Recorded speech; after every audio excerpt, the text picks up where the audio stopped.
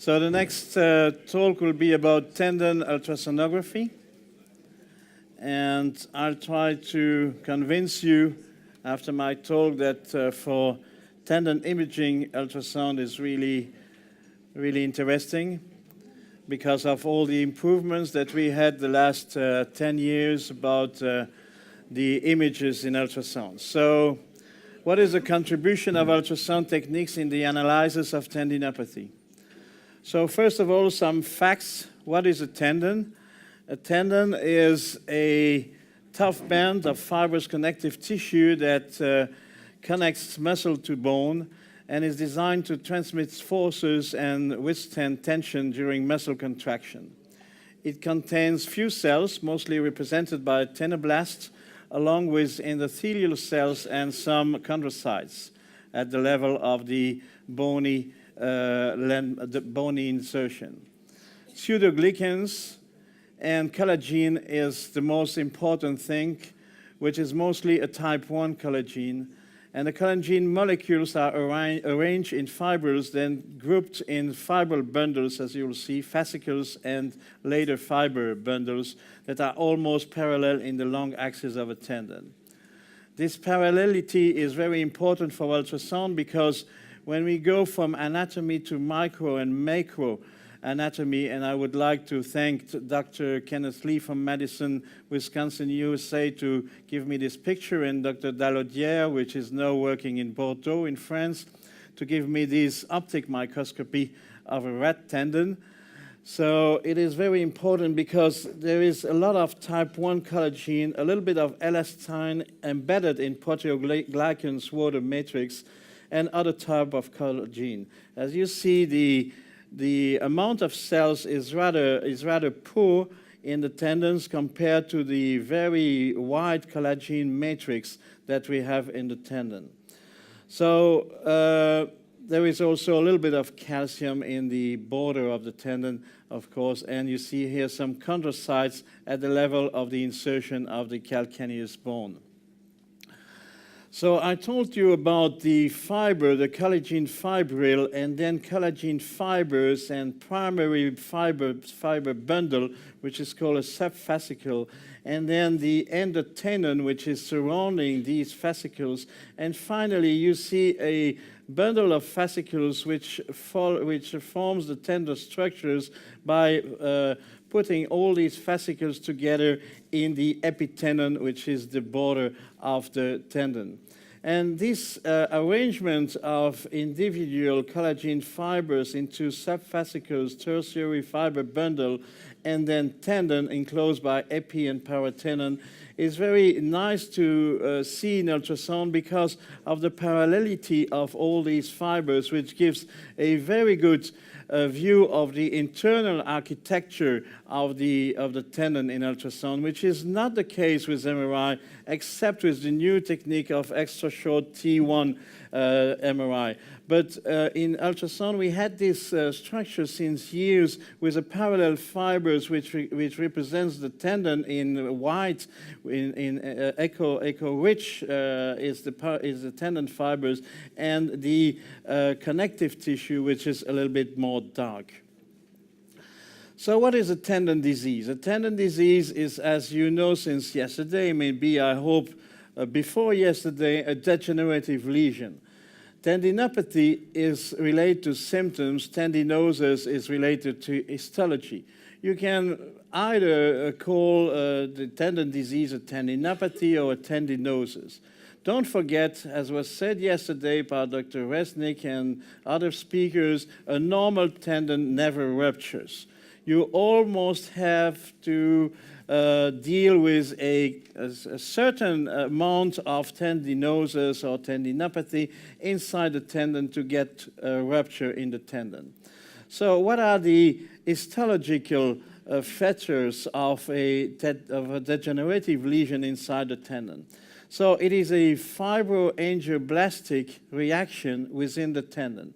That means that the collagen that you have seen here in the normal electronic microscopy is now abnormal by replacing the collagen fibers by the fibrous tissue which is inside this tendon in this picture. And if you look to microscopy, to optical microscopy, you see also these fibrous tissue replacing the collagen fibers, which is in red, and also coming inside the picture, a lot of new vessels which are normally absent or almost absent in a normal tendon. These vessels are also seen in electron microscopy. So the important thing to remember, it is a fibroangioblastic lesion within the tendon. That leads to loss of elasticity, loss of resistance, increased softness, as you will see here. When you put a needle or a forceps inside the tendon, you will see that the tendon is much softer than normal. And this is the precursor of micro tears inside the tendon, which leads later to partial thickness tears and to complete tear, full thickness tear. So in ultrasound, as I showed you, the long axis view can show you the parallelism of all these fiber bundles. In this case of patella or Achilles tendon, it's the same. This is the normal appearance of a long tendon. This is another appearance of tendons, long tendons, which are the flexor tendons of the digits. You can see the flexor digitorum superficialis and flexor digitorum profundus very clearly, with a very sharp delineation between both here. But of course, the dynamic imaging that we'll see a little bit later should help you to differentiate the superficialis and the profundus. When the tendon is not so long and not so parallel, that leads to a little bit of problems. And these problems are seen, for example, in the supraspinatus, because this part of the image is, of course, much more hypoechoic than a normal tendon. And this is due, as you know, to anisotropy, as we will see a little bit later. This is an elbow tendon, the common extensor tendon, and you can see very clearly the relationship between the articular space within the humerus and the radius and the tendon surrounding this. There is a problem here that we will deal a little bit later. We don't see the difference as we do in MRI between the tendon, the extensor common tendon, and the radial collateral ligament. They seem to be blended to each other, which is due to the same oncogenicity of the tendon and the ligament, but we have a way for the solution of this problem, and I will show you later. In short axis view, the tendon can be very bright and also a little bit less bright because of the convexity. In this case, for example, of this rotator cuff.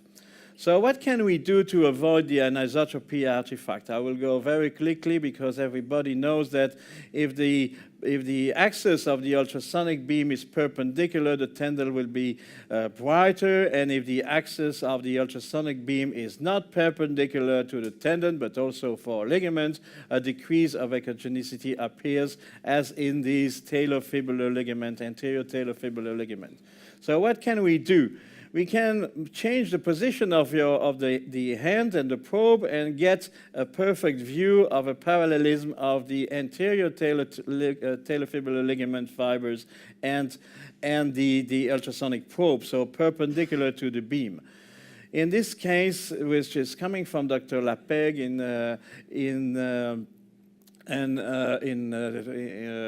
France, in the southern west of France, you can see that this the two flexor tendon can be seen on the same echogenicity, but when you reach the place where the tendon is coming through, the profundus is coming through a gap in the superficialis, you see that it's impossible to have the same echogenicity of this tendon and this other one. So we have to change the ultrasonic beam to get the image of the flexor digitorum superficialis divided in two, and hypoechogenicity of the flexor digitorum profundus. In the machines that we you have another way to avoid the anisotropy artifact. It is use of the steering of the image. So here you have an image which is right like this, and the ultrasonic beam will be oblique to the anterior talofibular ligament. And that causes a little bit of anisotropy. If we could, and we can do it, steer the image with an angle of 25 degrees like here, the beam becomes a little bit more perpendicular to the ligament fibers. The patient has not changed his position. My hand didn't change position. The only thing is changing the button of steering the image and to get a better image. This is a little movie which shows you while steering the better image of the anterior talofibular ligament than a worse and a very, very worse image if we change the steering of the image. So let's go to tendinous lesions. So don't forget the word tendonitis. This is no inflammatory lesions. There are degenerative lesions leading to fissuration, clefts, partial, splitting, complete tear. So we can see hypertrophy of the tendon. We can see cysts or micro ruptures in the tendon. We can see also, and we will deal a lot of 5 minutes on the power Doppler, the hypervascularization, which is due to the angioblastic reaction inside the tendon, the new vessels that I showed you. So forget the word tendonitis, poor effect of the AINS on the disease except for the first few days. Stop treating tendon disease with 2 weeks of AINS. This will be a very bad thing for the stomach of your patient. So this is, again, the image that we have seen, and we will see what is the fissuration. So the fissuration are these things in optic microscopy. And this is what you see in ultrasound. You really see these gaps or these holes inside the tendon. You can call it partial tear, you can call it clefts. If it's like this, you can call it fissuration. But don't forget to have the same terminology as your surgeon. Because if he's speaking about partial tear when 80% of the tendon is involved, this is not the same as this little cleft that we have here in the Achilles tendon, for example, or in the patellar tendon. So I prefer to use the word fissuration or cleft or microcyst inside the tendon than partial rupture, because it can lead to to surgery, which is not the case of the treatment of these tendons. So clefts or fissuration. Neoangiogenesis, you remember these vessels, the new vessels, is seen with Doppler. This is a case of an extensor, common extensor tendon in the elbow with a power Doppler, which shows you very well the newborn vessels inside the tendon, which really doesn't exist at this level when you push on Doppler on normal tendon. You won't see any vessels if the tendon is completely normal. We have now a new method of Doppler, which is called CSMI, which is really a very nice microangiography, and you will see some images of this. This is a better visualization of what is vessels and what is a little bit of noise that we have in power Doppler.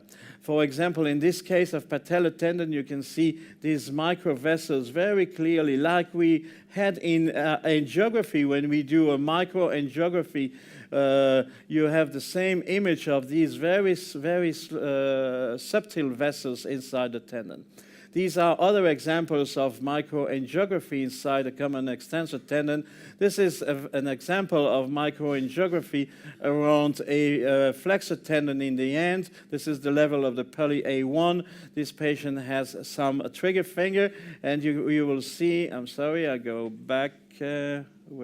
So this is a pulley A1, and you'll see the microangiography on the top, and you'll see the difference with the power Doppler in the bottom. So this is power Doppler, this is microangiography. And you see that you get much more information about the small vessels with the microangiography that you get with the power Doppler. We turn to power Doppler now. And this is due to the very subtle speed that we can register with microangiography, which is less than 2 centimeters per second in this case. And in power Doppler, you cannot go easily without artifacts below 5 centimeters per second. So hypervascularization is very important, as you see. But don't forget that the Doppler signal is very dependent on the tendon traction. This is the same guy, you see the same watch, and I examine him with the hand completely relaxed, and I'm looking to his elbow, to the common extensor tendon. This is the power Doppler of the common extensor tendon of the tendinopathy that this guy has. I just ask the patient to put the hand, as we do sometimes, with the underside on the table and the thumb up. What happens when you do the thumb up? You tense a little bit your extensor of the thumb, okay? And a little bit the extensor of the fingers. So this is the image you get immediately when you do this position. This is very important to realize that the position in power Doppler and microangiography is very important. And even worse, if, by the way, the patient is moving his fist a little bit and making a fist, all the Doppler disappears. All the Doppler disappears. So it's very dangerous to compare power Doppler information if you don't pay attention to the position of the patient. It's the same with the patellar tendon. If you use a semi-flex examination to get the patellar tendon images in ultrasound, as we do with a 30 degrees bending of the knee, then you put the power Doppler. This is nonsense. You have to put the power Doppler on a very relaxed extension of the lower limb. It is the same for the Achilles tendon. If you put the toes on the table and a little bit of flexion of the dorsiflexion of the foot, it will change dramatically the aspect of the power Doppler. So pay attention to this. So we have also in ultrasound dynamic imaging, which is one of the superiority of ultrasound to other imaging techniques. In this patient where we have a subtle problems in the Achilles tendon, we just move very carefully the foot of the patient, and you see that this gap is small, but the movement of the tendon only occurs on the distal end of the tendon, but not on the proximal one. That makes you much confident to go to a full thickness tear and not a partial tear of the Achilles tendon. This is also important. We remember there is no real difference between the common extensor tendon and the radial collateral ligament. And everybody knows that the lesion of the radial collateral ligament can be at the same moment and can be combined to lesions on the common extensor tendon. So just ask the patient to move a little bit to make some varus and valgus of his elbow, and you will see the communication here between the torn deeper part of the tendon and the radial collateral ligament, with bubbles coming in and out of the joint space. So that leads to a very easy diagnosis of combined lesion of the tendon and the ligament. This is another patient where you can discuss about the tear in the supraspinatus. Is it full thickness? Is it partial thickness? You just put on the dynamic image and you move a little bit the transducer, and you see the little air bubbles coming in and out the joint space and going into the bursal space. So you have much more confidence by doing these dynamic examination. These are two cases of trigger finger. You see in this case a very large tendon disease and a pulley which is a little bit enlarged. But when you do the dynamic examination, you see that the movements in the flexor digitorum superficialis is not the same as the movement in the flexor digitorum profundus, which helps you greatly to the extent of the lesion. And this is a case where you see that the trigger finger is by coming back. You'll see when the patient is putting his finger back up, you see that there is a trigger finger. Dynamic imaging in this location of tendon, of course, is very important. This is the ECU lesion. I will go back maybe if I can. Otherwise, wait.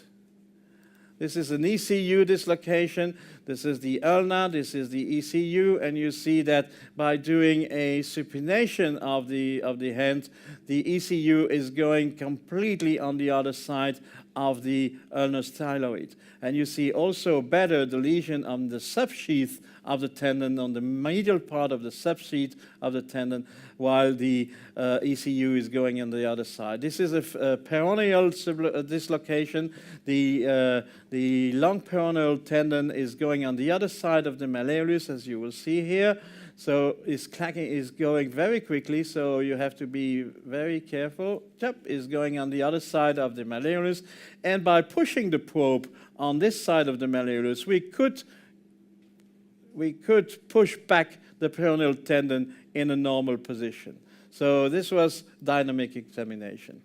There is also a use of ultrasound to treat the tendons by ultrasound guidance. We use very few steroid injection in the tendon because however the action is very rapid, it is usually not permanent, and a tendon rupture is always possible, so we don't use in sports medicine except if we inject clearly in a peritendinous way.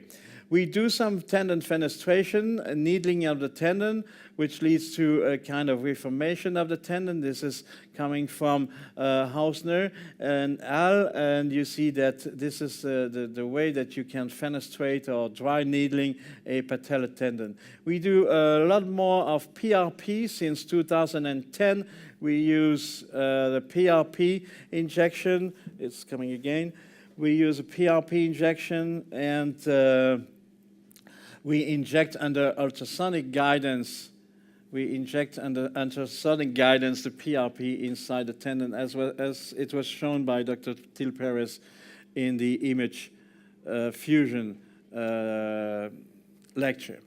So, to conclude, I should say that, to my opinion, there is no better imaging for tendon than ultrasound, because ultrasound gives you the internal architecture of the tendon. It gives you the dynamic imaging. It gives you an approach, and a very good approach, to the vascularization of the tendon and to the microvascularization of the tendon. Last one. To the microvascularization of the tendon, and it gives you a very good image of all these problems. I would go quickly to the PRP, and I'm going to the conclusion. So no better imaging, excellent spatial and contrast resolution compared to MRI. We see much better the calcifications, much better the fibrillar structure, except, as I told you, with ultra-short TE sequences. Microangiographic imaging and is an approach to the neoangiogenesis of the tendon disease. Dynamic examination, which is very important also, is the bilateral examination that we do in ultrasound and almost never done in MRI, which gives you a better relationship between the image and the symptoms, because you all know that tendon disease can be asymptomatic and bilateral. So we use ultrasound because it's also linked to a clinical examination, however, very, very short and very quick, and to an approach of the clinical history by chatting and by talking to the patient that we never do with MRI. Thank you for your attention.